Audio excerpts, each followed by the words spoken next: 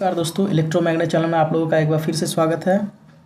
दोस्तों, हम लोग का यूपी पॉलिटेक्निक का सब्जेक्ट बेसिक इलेक्ट्रिकल इंजीनियरिंग जो कि सेकंड सेमेस्टर का सब्जेक्ट है, इसमें हम लोग एसी फंडामेंटल चैप्टर को पढ़ रहे थे, जिसके अंतर्गत हम लोग पिछले लेक्चर में शुद्ध प्रतिरोधी परिपथ में यदि कोई एसी करंट अप्लाई किया जाता है, एसी वोल्टेज अप्लाई किया जाता है तो उसके करंट और वोल्टेज में क्या रिलेशन होता है और उस परिपथ में कितना जो है पावर कंज्यूम होगा, इसको हम लोग पढ़ चुके थे।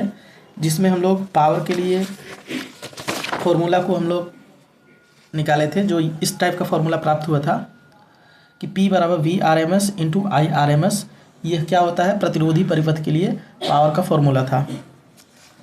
और प्रतिरोधी परिपथ में धारा और करंट में किसी प्रकार का जो है फेज डिस्प्लेसमेंट नहीं होता है, अर्थात जो शुद्ध प्रतिरोधी परिपथ होता है उसके वोल्टेज और धारा में किसी भी प्रकार का कलांतर नहीं होता है, अर्थात वे एक दूसरे से 0 डिग्री कलांतर पर होते हैं, जिसका फेजर डायग्राम कुछ इस प्रकार था।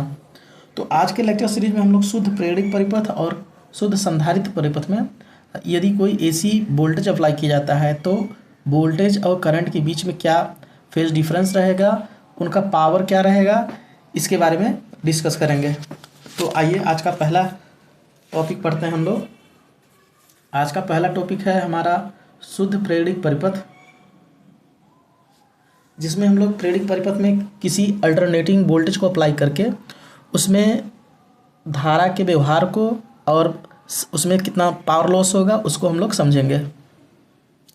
यहाँ पर देख सकते हैं एक प्रेरक जिसको इंडक्टर बोलते हैं, इंडक्टर दिखाया हुआ है, जिसमें एक एसी मान की V बराबर V M sine omega T ये परिपथ में वोल्टेज अप्लाई किया गया है, जिसके कारण उसमें आई एम्पियर की करंट फ्लो हो रही है।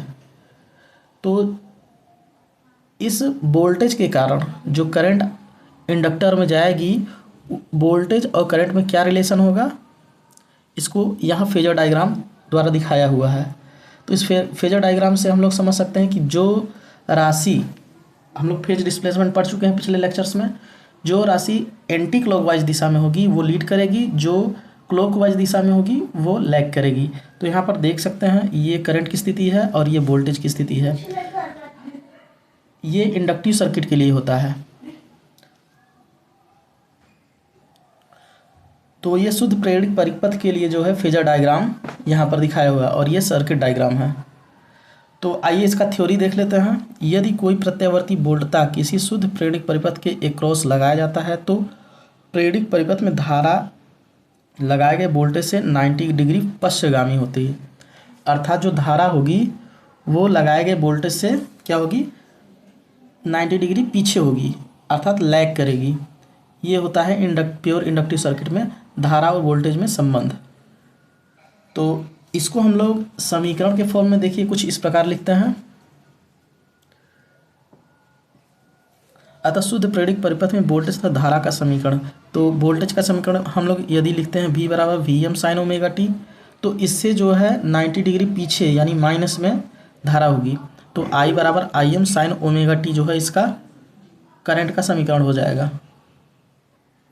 अब इसके बाद हम लोग शुद्ध प्रेरक परिपथ में क्या है, धारा और वोल्टेज तो देख चुके हैं, और इसके बाद हम लोग शुद्ध प्रेरक परिपथ में शक्ति का मान देखेंगे कि शक्ति इसमें कितनी होती है।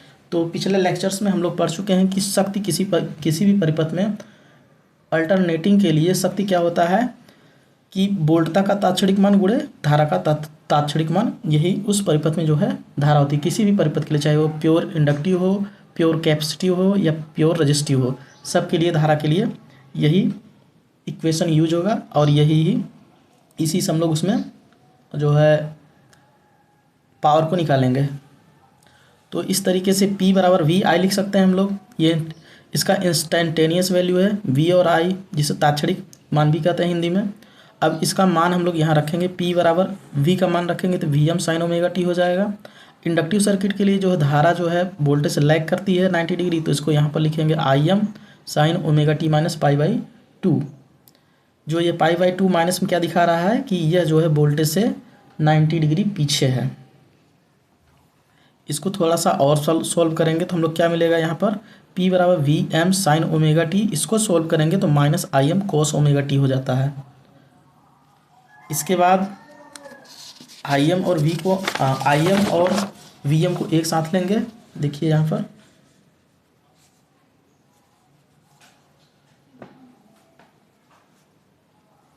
पर देख सकते हैं P बराबर वी एम और आई एम को एक साथ ले लिए और sign omega T into cos omega T, और ये माइनस चिन्ह को एकदम किनारे कर लिए।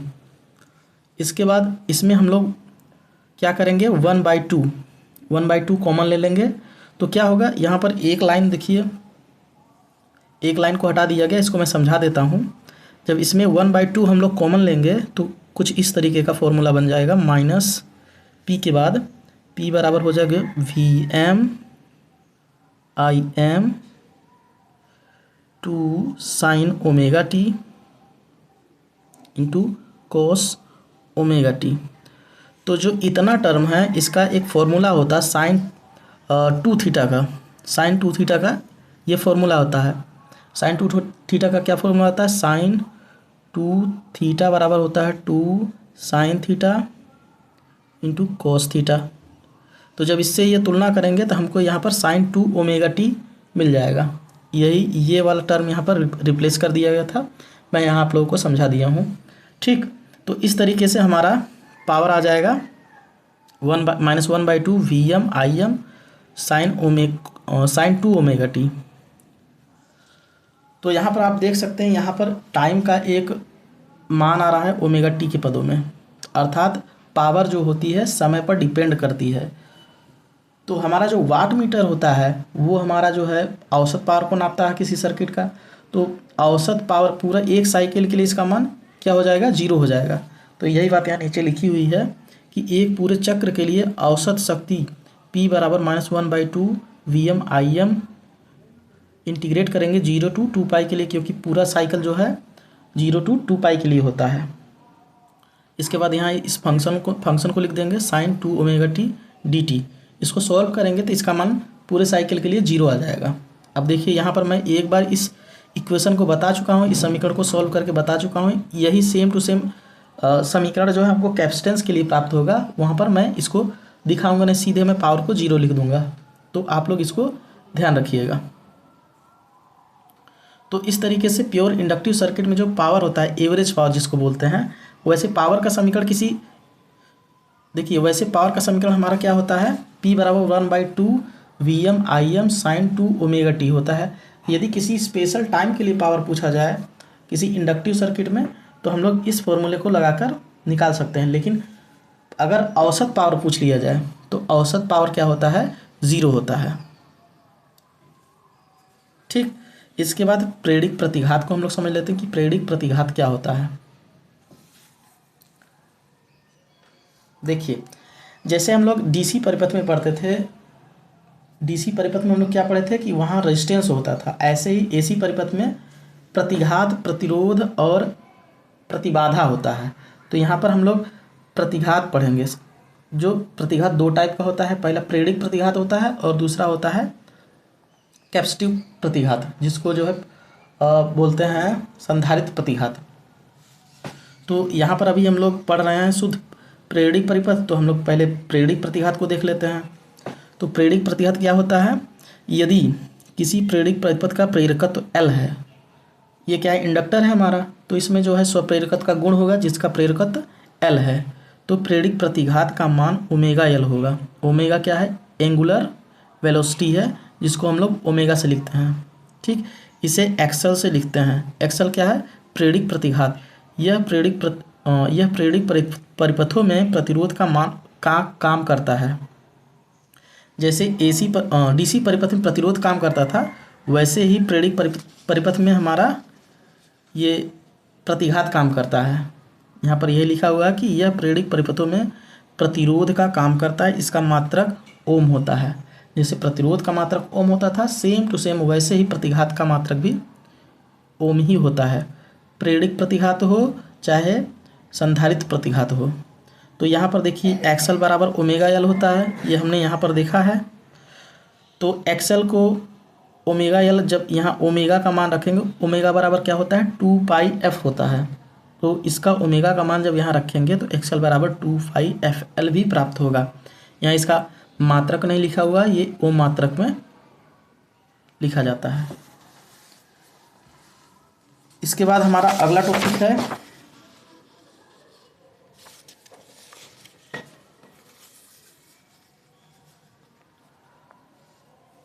प्रेरित परिपथ में जो है प्रेरित परिपथ का तरंग रूप। यदि किसी प्रेरित परिपथ में कोई वोल्टेज अप्लाई किया जाता है तो उसमें करंट और वोल्टेज में जो है क्या रिलेशन होता है, इसको हम लोग यहाँ वेव फॉर्म के माध्यम से समझ लेते हैं। तो यहाँ पर देख सकते हैं ये वोल्टेज अप्लाई किया हुआ है, ये वोल्टेज अप्लाई किया हुआ है क्योंकि हम लोग थ्योरी में पढ़ चुके हैं कि वोल्टेज जो है प्रेरित परिपथ में करंट से 90 डिग्री लीड करता है, या इसी को दूसरे शब्द में बोल सकते हैं कि करंट जो है वोल्टेज से 90 डिग्री लैग करता है। देखिए मैंने पहले ही बता दिया था कि रेफरेंस आप किसको मान रहे हैं, रेफरेंस जिसको मानेंगे उसी के सापेक्ष दूसरी राशि की स्थिति का पता चलता है। यदि वोल्टेज को रेफरेंस मानेंगे तो करंट लैग करेगा, यदि करंट को रेफरेंस मानेंगे तो वोल्टेज लीड करेगा। तो यहाँ पर जो है करंट को रेफरेंस मानकर ये वेव फॉर्म बनाया हुआ है।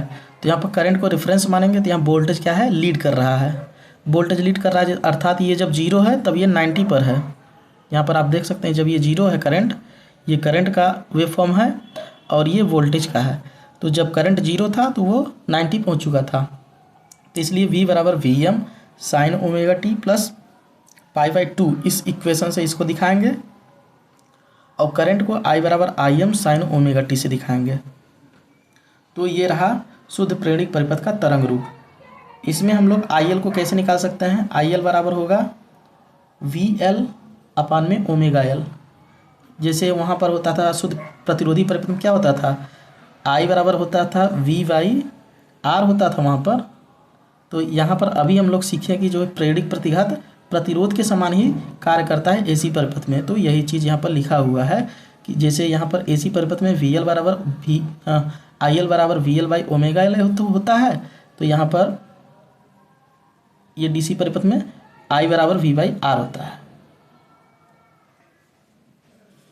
इसके बाद हमारा अगला टॉपिक है शुद्ध संधारित्र परिपथ। इसको देख लेते हैं।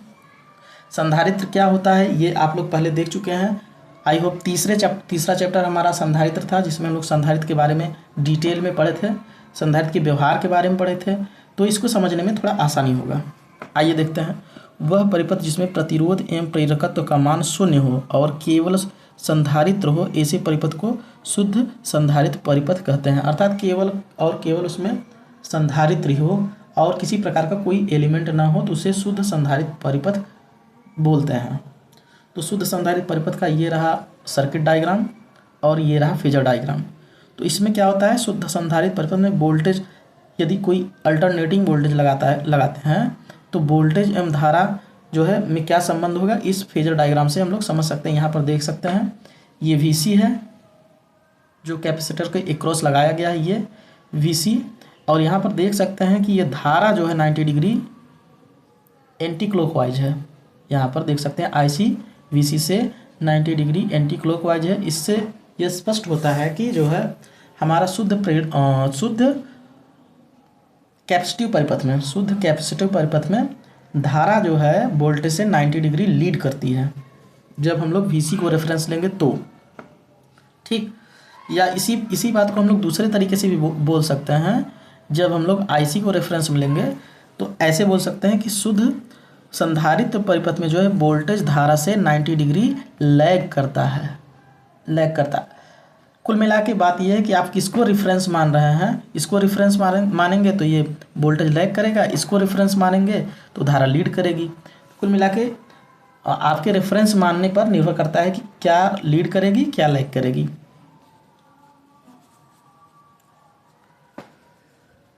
तो यहाँ पर इसी बात को थ्योरी फॉर्म में लिखा हुआ है कि किसी शुद्ध संधारित्र परिपथ में AC वोल्टेज लगाने पर धारा वोल्टेज से 90 डिग्री अग्रगामी होता है, आगे होता है, जिसका फेजर डायग्राम उपरोक्त होगा। उपरोक्त मीन्स ये ऊपर जो ये फेजर डायग्राम दिखाया हुआ है। तो इस तरीके से जो है शुद्ध संधारित्र परिपथ का फेजर डायग्राम बनता है एसी के लिए। अब यहाँ पर देख सकते हैं हम लोग, इसमें भी तरंग रूप आएगा कि तरंग रूप वेव फॉर्म कैसा बनेगा शुद्ध संधारित्र परिपथ का, इसको हम लोग समझ लेते हैं। यहाँ पर वेव फॉर्म पहले दिखाया हुआ है,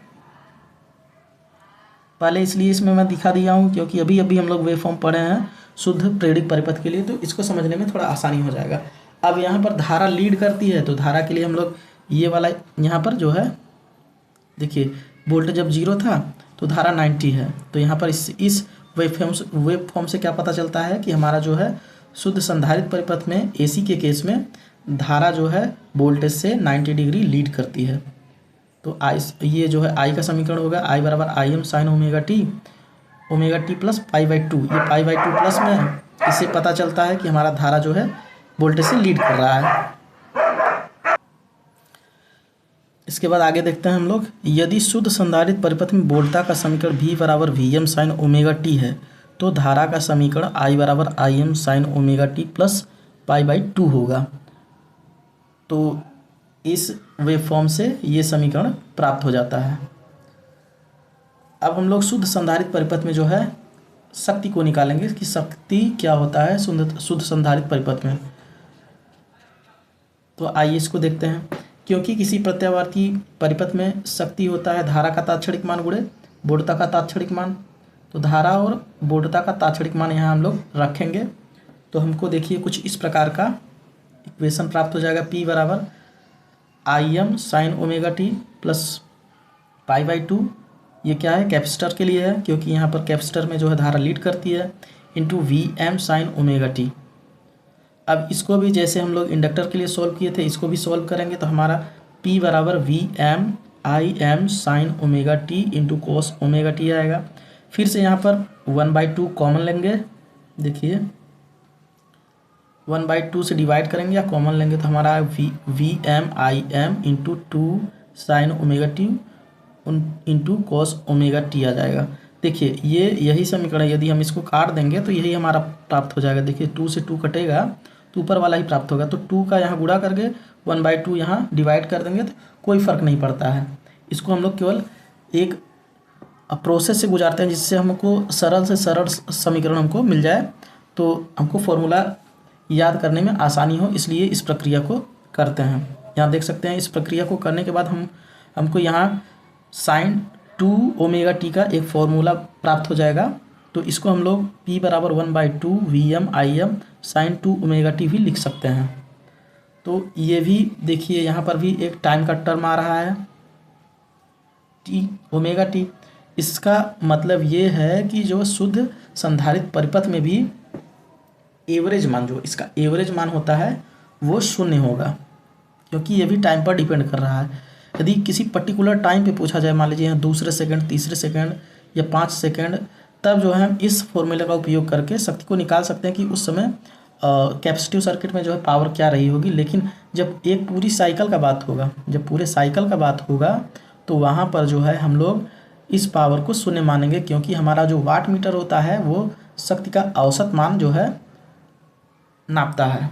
तो पूरे साइकिल के लिए हम लोग कैपेसिटिव सर्किट हो या इंडक्टिव सर्किट हो उसका मान 0 होता है। अतः किसी संधारित्र परिपथ में शक्ति का मान समय पर निर्भर करता है, ये बात मैं बता चुका हूँ।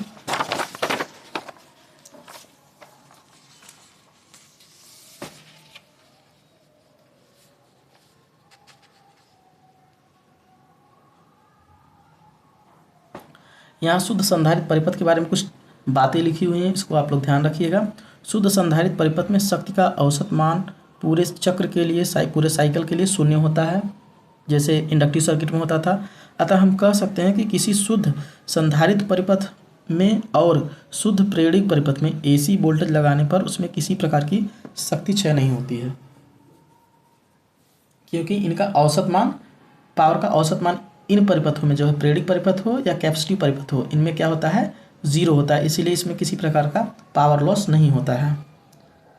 अगला है किसी शुद्ध संधारित्र में शक्ति की आरोपित वोल्टता या धारा की दोगुनी होती है जो निम्नवत होती है। देखिए यहाँ पर आप लोग इक्वेशन में शायद ध्यान नहीं दिए होंगे। यहाँ पर देखिए 1/2 Vm sin 2 ओमेगा टी आया है, 2 ओमेगा टी, जबकि हम लोग वोल्टेज कितना लगाए थे Vm sin ओमेगा टी का, यहाँ 2 ओमेगा टी हमको मिल रहा है। अर्थात इसकी फ्रीक्वेंसी जो पावर की फ्रीक्वेंसी है ये हमारे वोल्टेज की फ्रीक्वेंसी का दोगुना है। यही बात यहाँ पर बोली गई है कि शुद्ध संधारित्र परिपथ हो या फिर शुद्ध इंडक्टर वाला परिपथ हो, उसमें जो पावर का समीकरण हमको मिलेगा उसकी आवृत्ति जो होती है वो लगाए वोल्टेज या धारा की आवृत्ति का दोगुना होता है, जिसको वेव फॉर्म में हम लोग कुछ इस तरीके से रिप्रेजेंट कर सकते हैं। यहाँ पर देख सकते हैं ये हमारा अगर वोल्टेज का ये वाला जो दिखाया है नीला लाइन से, ये हमारा वोल्टेज का वेव फॉर्म है। यहाँ पर देख सकते हैं जब इसका एक साइकिल कंप्लीट होता है, यहाँ पर देखिए इसका एक साइकिल कंप्लीट हुआ, वोल्टेज का एक साइकिल कंप्लीट हुआ, तो वहीं हमारा पावर का जो यहाँ पर 2 ओमेगा टी इसका फ्रीक्वेंसी डबल है तो इसका 2 साइकिल कंप्लीट होगा। देखते हैं, देखिए यहाँ पर जब इसका आधा साइकिल कंप्लीट हुआ था वोल्टेज का, यहाँ आधा साइकिल कंप्लीट हुआ वोल्टेज का, इसका एक साइकिल पूरा कंप्लीट हो गया।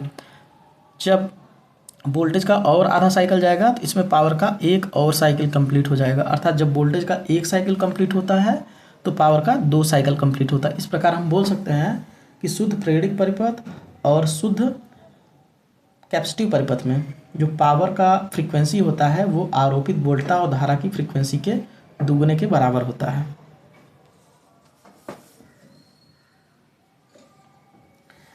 अब आगे पढ़ते हैं कि हम लोग इसके आगे पढ़ेंगे संधारित्र प्रतिघात, कैपेसिटिव रिएक्टेंस।